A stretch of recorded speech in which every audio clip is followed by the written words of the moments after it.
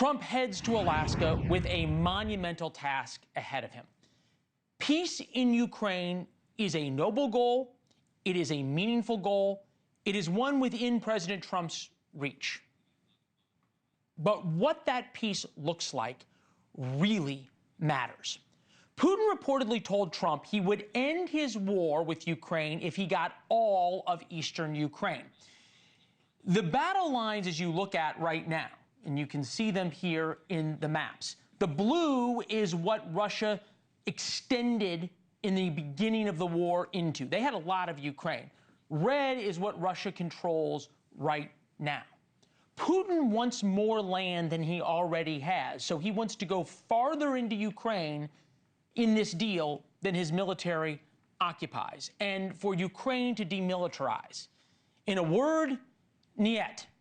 Trump today said America is still supporting Ukraine. President Putin, I believe, wants to see peace, and Zelensky wants to see peace. Now, President Zelensky has to get all of his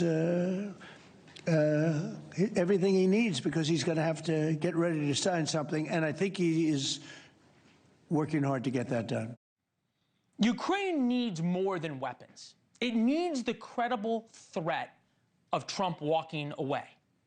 Trump said he would put punishing sanctions on Putin unless there was a ceasefire today. Putin's already getting an extension, and Putin is a master at playing for time, something Ambassador John Bolton warned us of last night. There's a time and a place for everything, and this is not it. In fact, this is not a time to be pressing for Ukraine to meet with Russia either, because Russia's troops are still advancing. That's why Putin is so confident. I don't think Trump understands any of this, frankly. Bolton doesn't like Trump much, but you have to give Trump credit for being willing to talk. And there's reasons to believe that Trump can bring sides together. Today, Trump brought the leaders of Azerbaijan and Armenia together for a historic peace deal after nearly 40 years of that country's being at war. So this right here, very significant achievement. Those guys do not like each other. Trump got them to shake hands. Putin knows Trump wants the war in Ukraine to end, and Putin's taking advantage of that. Putin realizes, though, that he has overplayed his hand with Trump, and Trump's gotten a lot more critical of the Russian dictator.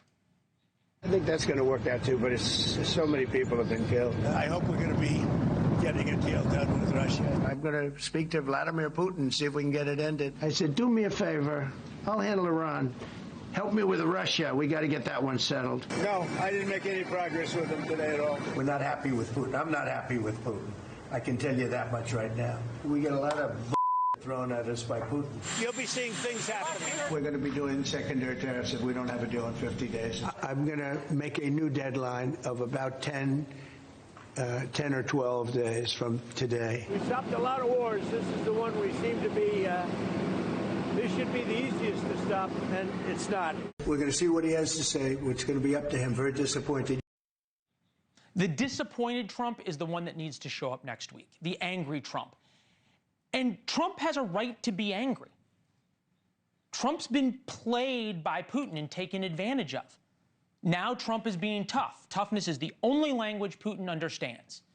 And we know Putin is playing his own game, because Putin is singing a very different tone domestically in Russia. Russian media says this is just actually the beginning of summits and negotiations. They say Trump and Putin will meet next after Alaska in Russia. There is nothing wrong with talking. We have to talk to Vladimir Putin. Vladimir Putin has a seat at this table whether we like it or not.